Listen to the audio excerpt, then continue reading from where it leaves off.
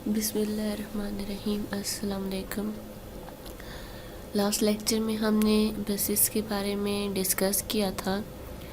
हमने सिस्टम बस को, फ्रंट साइड बस को डिस्कस किया था कि इसकी 3 टाइप्स हैं, जिसमें हमने देखा था डाटा बस, कंट्रोल बस और एड्रेस बस। 3 किस्म की बसेस होती हैं जो अपनी अपनी वर्किंग को परफॉर्म करती हैं। डाटा बस बेसिकली क्या करती है, डाटा को एक जगह से दूसरी जगह पे मूव करवाती है। एड्रेस बस का काम क्या होता है कि जिस स्पेसिफिक कंपोनेंट का डाटा चाहिए उसका एड्रेस बस पे मूव करता है। और इसी तरह से कंट्रोल बस का काम क्या है, कंट्रोल बस कमांड्स को सेंड करती है, सिग्नल्स को सेंड करती है कि किस किस्म का ऑपरेशन परफॉर्म करना है। अब ये तीनों बसेस किस तरह से काम करती हैं और किस तरह से हमारी इंटरेक्शन होती है, यानी ये कम्युनिकेशन होती है सीपीयू और रैम की, ये हम आज की इस वीडियो लेक्चर में देखेंगे। यहाँ पे देखें तो हमारे पास कुछ कंपोनेंट्स, बेसिक कंपोनेंट्स बनाए गए हैं, सीपीयू, मेमोरी और इनपुट आउटपुट डिवाइसेस। और साथ में यही तीनों buses, control bus, address bus और डाटा बस भी साथ में मौजूद है। अब इंटरेक्शन किस तरह से हो रही है, फॉर एग्जांपल हम कहते हैं सीपीयू और मेमोरी की हमने इंटरेक्शन देखनी है, ठीक है। अब सीपीयू और मेमोरी की इंटरेक्शन में आप देखें कंट्रोल बस, एड्रेस बस और डाटा बस, तीनों बसेस दोनों कंपोनेंट्स के साथ ही इंटरेक्ट कर रही हैं। कंट्रोल बस को अगर देखें तो सीपीयू और मेमोरी के साथ इसका जो एरो है वो डबल साइडेड है। क्यों? क्योंकि हमने पहले ही डिस्कस किया था कि कंट्रोल बस पे सिग्नल जाता है और एक्नॉलेजमेंट सिग्नल उसके अकॉर्डिंग वापस आता है। कमांड जाएगी तो एक्नॉलेजमेंट वापस आएगी। इसी तरह से एड्रेस बस एक ही डायरेक्शन में है, यहाँ पे सीपीयू से वो एड्रेस बस हमारे पास आगे मूव करेगी और एड्रेस बस मेमोरी की तरफ जाएगी, ठीक है। ये एरो हमारे पास रिवर्स नहीं हो रहा। क्यों? क्योंकि ये प्योरली यूनिडायरेक्शनल बस है, एड्रेस बस। और इसी तरह से डाटा बस भी हमारे पास बोथ डायरेक्शंस में एरो शो है, इसका मतलब इसकी डायरेक्शन भी दोनों साइड में है। हम कह सकते हैं कि अगर फॉर एग्जांपल हमारे पास, हम पहला क्राइटेरिया देखते हैं कि इंटरेक्शन बिटवीन सीपीयू और रैम में, हम कहते हैं कि रीड डाटा का प्रोसेस चलना है, ठीक है। अब डाटा रीड कौन करेगा? सीपीयू करेगा, क्योंकि वर्किंग को हैंडल कौन करता है? हमेशा सीपीयू ही करता है। डाटा कहाँ पे पड़ा होगा? रैम में। मैंने आपको लास्ट लेक्चर में भी बताया था रीड और राइट के प्रोसेस में कि रीड का प्रोसेस कब होगा, जब डाटा कहाँ होगा? रैम में। और राइट का प्रोसेस कब होगा? जब डाटा होगा सीपीयू में। तो अभी हमने देखना है कि डाटा मौजूद है रैम में और वो डाटा एक्सेस करना चाह रहा है या रीड करना चाह रहा है हमारा सीपीयू, ठीक है। तो उसके लिए हमारे पास किस तरह से यहाँ पे वर्किंग होगी? सबसे पहले हमारे पास होगा CPU places the read request on control bus. अब यहाँ पे देखें, सबसे पहले कंट्रोल बस पे उसने रीड रिक्वेस्ट रखी, यानी रीड की कमांड रखी। उसके बाद अब यहाँ पे रीड करना है उसने डाटा, ये तो बात समझ आ गई। उसने डाटा किसका रीड करना है, उसके लिए वो एड्रेस बस पे स्पेसिफिक एड्रेस भी रखेगा। CPU places address of required byte on address bus. अब एड्रेस बस पे एड्रेस भी आ गया, ठीक है। उसके बाद memory unit reads the command and address, it puts the required data on data बस, ठीक है। अब यहाँ पे देखें ना, 3 बसेस थी। सीपीयू ने क्या किया? सीपीयू ने कमांड बस पे रीड की इंस्ट्रक्शन रखी, एड्रेस बस पे उस स्पेसिफिक बाइट का एड्रेस रखा, डाटा बस फिलहाल खाली है। जब ये कमांड, रीड की कमांड मेमोरी के पास गई तो मेमोरी ने देखा अच्छा क्या करना है, डाटा रीड होना है, सही है। फिर उसके बाद देखा जी अच्छा रीड होना है, किसका डाटा रीड होना है उसको एड्रेस बस के थ्रू उसने नोट किया। फिर उस स्पेसिफिक बाइट पे जो डाटा पड़ा था उसने उस डाटा को उठाया डाटा बस पे और रख के भेज दिया सीपीयू की तरफ। ठीक है, CPU reads the data from data बस। तो इस तरह से हमारे पास क्या होगा, ये प्रोसेस कंप्लीट होगा। इस तरह से हम कह सकते हैं कि अगर फॉर एग्जांपल एक ऑफिस है और ऑफिस में एक हेड है, उस हेड ने किसी एम्प्लॉय से कोई बातचीत करनी है, ठीक है, तो वो अपने पीए को कहेगा कि इस एम्प्लॉय को, एम्प्लॉय का नेम बताएगा, बुला के ले आओ।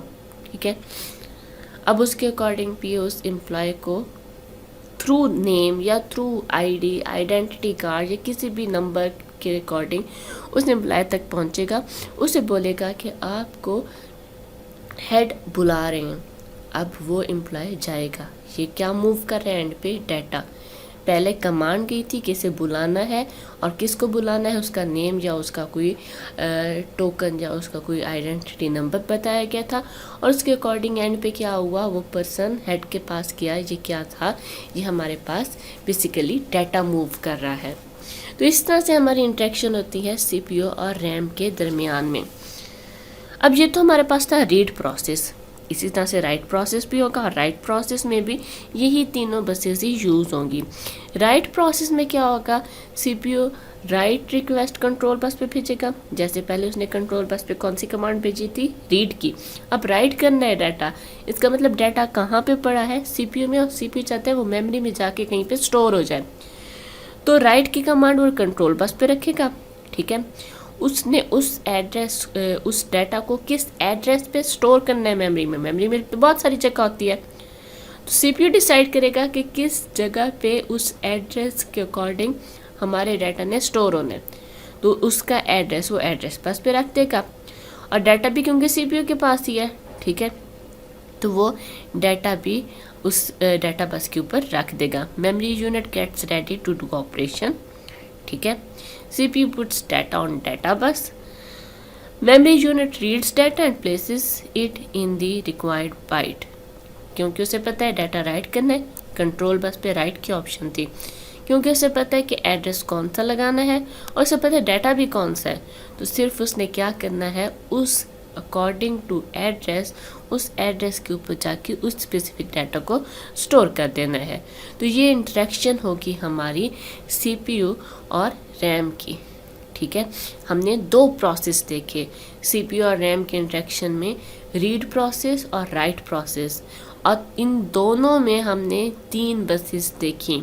कौन कौन सी बस देखी हमने, कंट्रोल बस, एड्रेस बस और डाटा बस। ठीक है, और इसके अकॉर्डिंग हमने देखा रीड प्रोसेस कैसे परफॉर्म होगा और राइट प्रोसेस कैसे परफॉर्म होगा। इसके बाद हम चलते हैं एक्सपेंशन बसेस पे। एक्सपेंशन बसेस बेसिकली ये हमारे पास ऐसी बसेस हैं जो एक्सटर्नल डिवाइसेस को सीपीयू के साथ कनेक्ट करती हैं। इससे पहले हमने देखी थी इंटरनल बसेस या सिस्टम बसेस या front side back side buses, जो क्या करती थी, इंटरनल कंपोनेंट जैसे कि मेमोरी या कैश मेमोरी वगैरह को सीपीयू के साथ कनेक्ट करती थी। इंटरनल कंपोनेंट्स तो वही हैं जो मदरबोर्ड पे मौजूद है इंटरनली, यानी सीपीयू कैश वगैरह होगी, उन्हें कनेक्ट कर रही है सिस्टम बस। एक्सटर्नल कंपोनेंट्स भी तो होते हैं, हमारा कीबोर्ड हो गया, माउस हो गया, प्रिंटर हो गया, स्कैनर हो गया, एक्सपेंशन स्लॉट्स पे मौजूद एक्सपेंशन कार्ड्स हो गए, तो इनको भी तो हमारे सीपीयू के साथ इंटरेक्ट करना होता है। और अगर हम एक ही बस रख दें, हम कहते हैं जी एक ही सिस्टम बस है, उसने इंटरनल डिवाइसेस को भी फैसिलिटेट करना है और एक्सटर्नल डिवाइसेस को भी फैसिलिटेट करना है। अब वो एक बस, उसका काम ज़्यादा हो गया है। अब हम फॉर एग्जांपल कीबोर्ड से कंटिन्यूसली डाटा इनपुट कर रहे हैं, अब इसका मतलब सिस्टम बस तो कंटिन्यूसली इंटरेक्ट करती रहे हमारे कीबोर्ड के साथ कि डाटा आ रहा है, डाटा आ रहा है, डाटा यहाँ से लेके जाना है, तो वो इंटरनली मेमोरी और सीपीयू को तो कनेक्ट ही नहीं कर पाएगी। यहाँ से फारग होगी तभी वो जाएगी मेमोरी के पास, फिर मेमोरी से डाटा लेके जाएगी सीपीयू के पास। तो तब तक क्या होगा, हमारा सीपीयू के पास कोई डाटा नहीं पहुंचेगा, प्रोसेसिंग ही नहीं होगी, क्योंकि एक ही बस है, उसने सारे कंपोनेंट्स को फैसिलिटेट करना है। हम कहते हैं कि जी प्रिंटर के थ्रू हमने काम करना है, तो वो बेचारी बस लग जाएगी काम में प्रिंटर के, सीपीयू के पास फिर कोई डाटा नहीं आ रहा, क्योंकि बस ऐसा तो नहीं हो सकता कि बस एक साइड पे प्रिंटर को भी फैसिलिटेट कर रही हो, एक साइड पे कीबोर्ड को भी फैसिलिटेट कर रही हो और वो सीपीयू के साथ भी इंटरेक्ट कर रही हो। ऐसा तो नहीं हो सकता, बस तो एक ही है, वो एक टाइम पे एक ही तरफ जाएगी। जब एक तरफ जाएगी तो बाकी सारे कंपोनेंट्स क्या हो जाएंगे, वेटिंग स्टेट में चले जाएंगे, सीपीयू उस टाइम पे वर्क ही नहीं करेगा। उसका नुकसान क्या होगा, ओवरऑल हमारे जो कंप्यूटर है वो स्लो हो जाएगा, उसकी प्रोसेसिंग स्लो हो जाएगी। अब इस चीज़ से बचने के लिए हमने क्या किया, अपने सिस्टम के अंदर कंपोनेंट्स को कैटेगराइज्ड कर दिया। ये इंटरनल कंपोनेंट्स हैं, इंटरनल बस इन्हें फैसिलिटेट करेगी। ये एक्सटर्नल कंपोनेंट हैं तो इन्हें एक्सटर्नल बस फैसिलिटेट करेगी। अब एक्सटर्नल कंपोनेंट्स कौन से हैं, एक्सटर्नल डिवाइसेस हो गई, कीबोर्ड वगैरह, माउस वगैरह। अब एक्सटर्नल डिवाइस का काम क्या है, उन एक्सटर्नल कंपोनेंट से कंटिन्यूसली डाटा लेते रहना और फिर थ्रू आईओ यूनिट हमारे इंटरनल कंपोनेंट्स तक पहुंचा देना। फिर इंटरनल कंपोनेंट में सिस्टम बस आगे उन डाटा को हैंडल कर लेती है। लेकिन होता क्या है, फ़ायदा क्या है कि अब दो तरह की बसेस काम कर रही हैं, तो वर्क थोड़ा सा डिवाइड हो गया है, वर्क लोड थोड़ा डिवाइड हो जाने की वजह से प्रोसेसिंग स्पीड ज़्यादा फास्ट हो गई है। एक्सपेंशन बसेस हमारे पास वो बसेस जो एक्सटर्नली कनेक्ट होती हैं। एक्सपेंशन बसेस हमारे पास 16 to 64 बिट्स वाइड होती हैं, यानी इनमें इतना डाटा कैपेसिटी है कि वो एक टाइम पे 64 बिट्स यानी 8 बाइट या 16 बिट्स यानी कि 2 बाइट्स तक के डाटा को वो मूव करवा सकती हैं।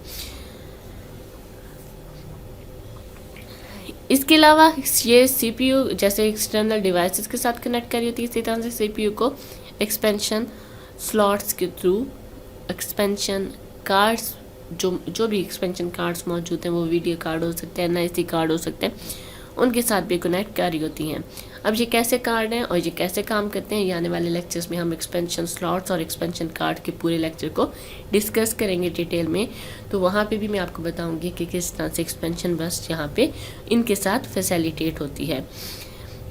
एक्सपेंशन बस हमारे पास ज़्यादा फास्ट स्पीड में काम करती है, ठीक है, और ज़्यादा डाटा को पेरिफेरल डिवाइसेस से लेके इंटरनल कंपोनेंट्स तक पहुंचाती है, क्योंकि जो हमारे एक्सटर्नल कंपोनेंट्स होते हैं वो वैसे भी हमारे थ्रू आउट यूज़ हो रहे होते हैं, कीबोर्ड हो गया, माउस हो गया, तो ये हमारे पास ज़्यादा यूज़ हो रहे होते हैं। इनसे फास्ट स्पीड में डाटा लेके हमारी ये एक्सपेंशन बस इंटरनली डाटा को छोड़ के आ रही होती है। एक्सपेंशन बसेस की कुछ एग्जांपल्स हैं, जैसे कि पीसीआई बस, पीसीआई एक्सप्रेस, एजीपी बस, यूएसबी बस, फायरवॉल या IEEE 1394 बस और ISA बस। ये 6 बेसिक किस्म की एक्सपेंशन बसेस हैं जिन्हें हम नेक्स्ट लेक्चर में डिस्कस करेंगे।